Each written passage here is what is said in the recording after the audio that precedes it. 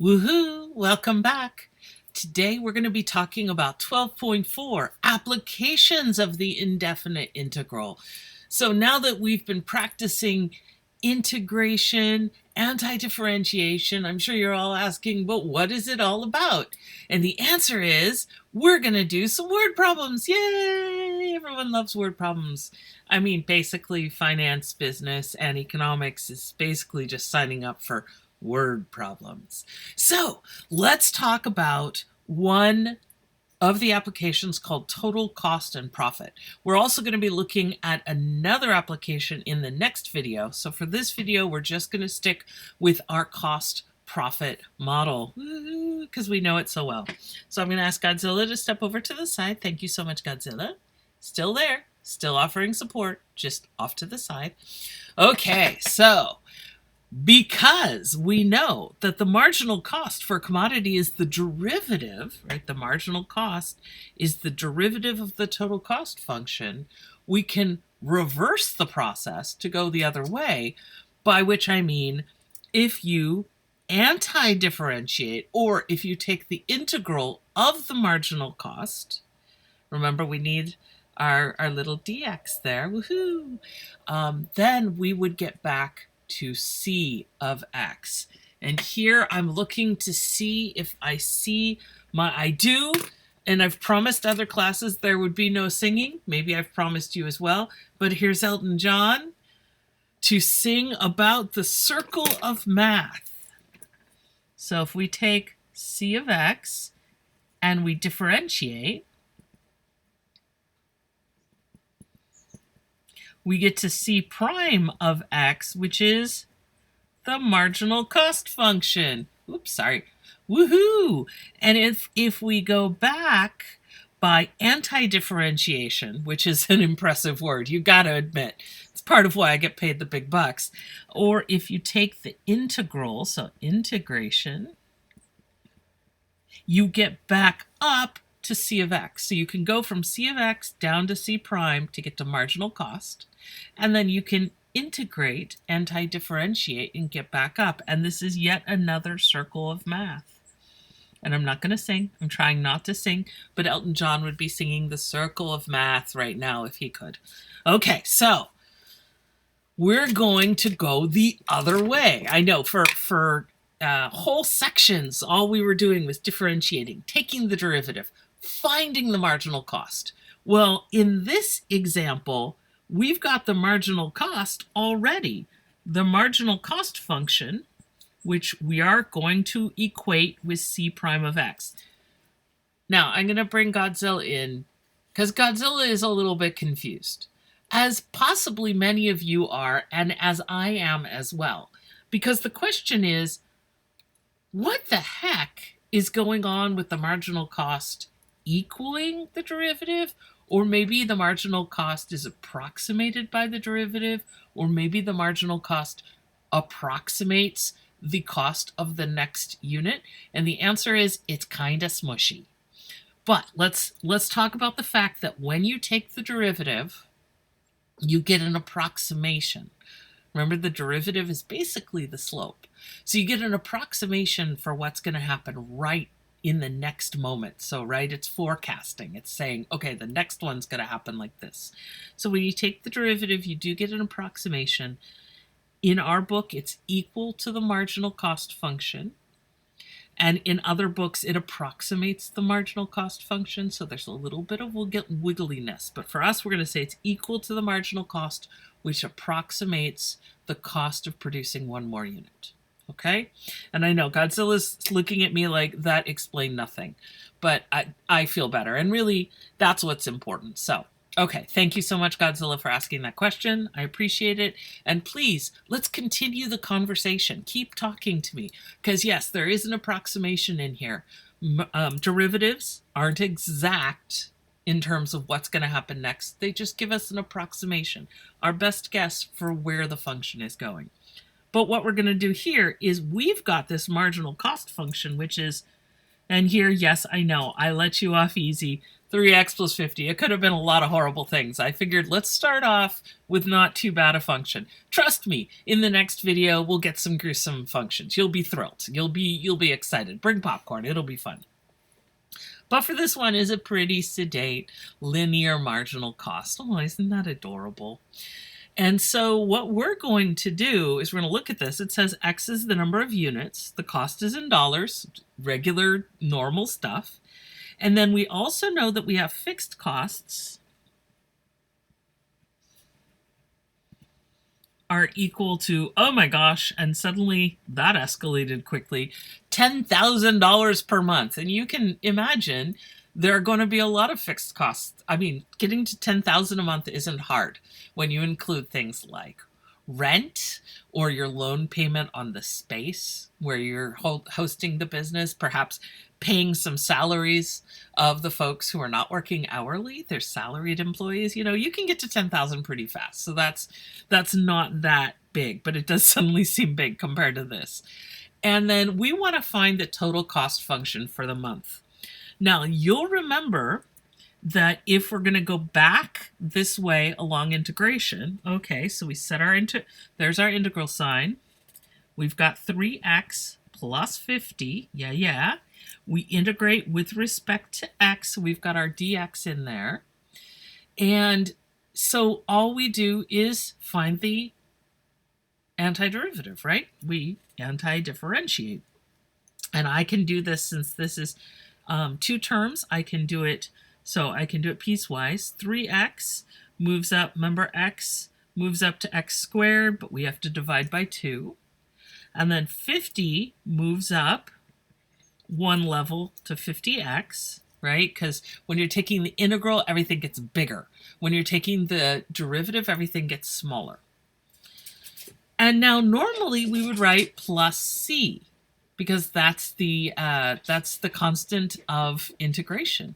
The problem is there's already a c here. That's cost. It's going to be confusing. And so what I've written up here is just a little note. The book uses plus k. And I've seen people use a lot of different letters. It is not, what sits here is less important than the fact that you need to remember it. If you wrote plus C because it was easier, go for it.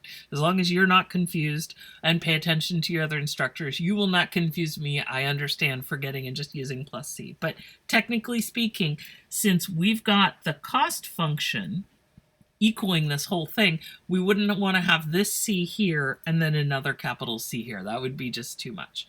I've also seen people use like lowercase c. You can use lots of things. Okay, so we've got the first part. This is our total cost function, but now we got to figure out what this constant of integration is. And remember that when you take the derivative, everybody goes down one level. And so when we take the derivative, whatever constant was here, when we took the derivative turned to 0. So it no longer exists visibly in the derivative. So again, we got to figure out what that was. But the nice thing is it says if the fixed costs related to the product are 10,000 per month. Okay, so fixed costs. Sorry, this is a hard phrase to say. Fixed costs happen when x equals 0, right? So C of 0 equals 10,000. Your fixed costs are the costs that happen before you ever even start manufacturing anything. So your x, which is the number of units produced and sold, is going to be 0. So we know that C of 0 equals 10,000. So C of 0 in this case is 3 times 0 squared over 2 plus 50 times 0 plus k. And so both of these terms are going to zero out. So we get 0 plus k, which is k. And we know that the fixed cost at 0, no production, you haven't even started producing anything yet, is 10,000.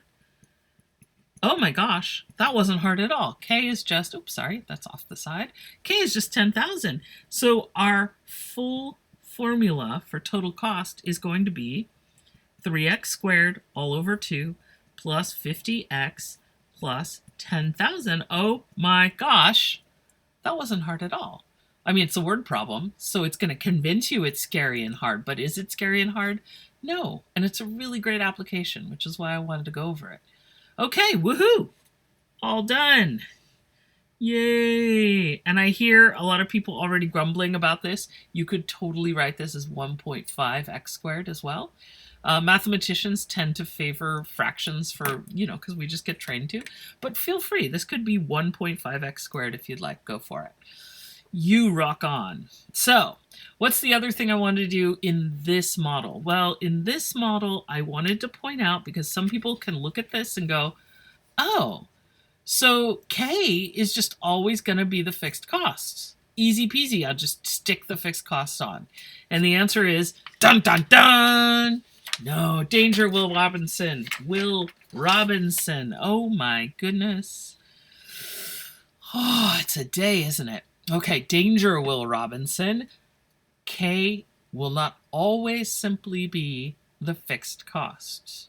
One does not just walk into a problem and stick K on as the fixed costs. So what I'm going to do is, this example is slightly different. I'm going to give you, here's the total cost function. So no integration. I've already done the whole thing. I just wanted a simple example. That's our total cost function. And we know, again, let me use green. Godzilla loves green. Okay, fixed costs are equal to 500. So I'm going to write the cost at a production level of 0 is $500. Woohoo, 500. There we go. So those two things go together. This tells us this. Woohoo. Okay, so let's go ahead and plug that in. If I plug in 0, I've got x is right there inside with the 20. So then I get 20 inside the parentheses, which are squared. And then I get 20 squared, which is 400. And I know that whole thing has to equal 500. Well, because of this little 400 in here, it turns out that K, in this case, is only 100. And why is that?